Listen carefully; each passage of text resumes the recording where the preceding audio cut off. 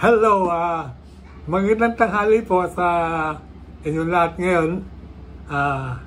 Ngayon po ay April 28, 2025. At ang panahon ngayon, bali napakainit ko ngayon. Halos umaabot na po ng 42 hanggang 43 degrees centigrade ang heat index niya.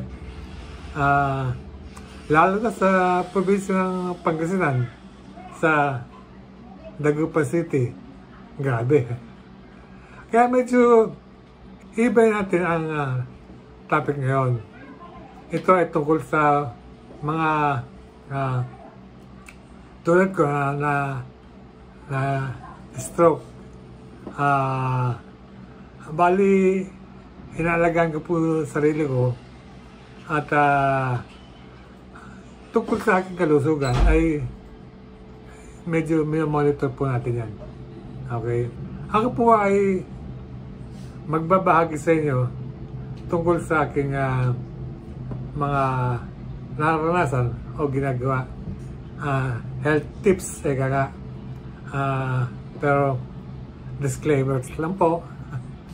Hindi po lahat ng aking sasabihin sa inyo ay makabubuti rin sa inyo. Ito lang po ang aking mga ginagawa upang mapanatili ko ang aking kalusugan sa kabila ng aking pagkaka-stroke. Maraming salamat po.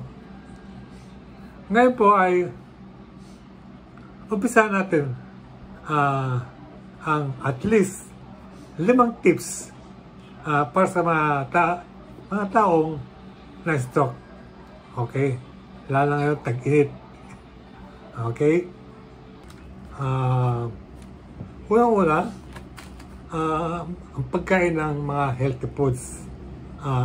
Kaya ng mga prutas, mga gulay, at iba pa. Bihira lang po akong tumikim ng mga karne. Ayan po. Halos puro gulay po ang kinakain ko. Pangalawa, siyempre po, nag-exercise kami tuwing umaga.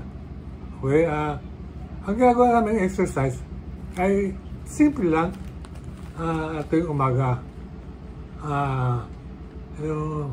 Magpapaaraw ako sa kasi nakalaan yung sikat ng araw doon sa bahay namin eh. Doon, nakapagpapaaraw po ako. At siyempre, ang pangatlo ay tinutuloy ko po yung learning ko tulad ng pag-research at pagbabasa. Okay po? Pang-apat, suporta ng pamilya. Panlima, yung bali naging hilig ko na rin po ito. Yung sa kaso ng pagbablog. Ayan po. naging vlogger po ako. Naging vlogger po ako. Ayan po. Hindi ko po tinitigilan ang pagkain po ng gulay. At siyempre, ang mga prutas na biniblend ko. Kung nakikita po ninyo sa mga vlog ko, may blender po ako. Ginagrind na yung stew at iniinom ko po ng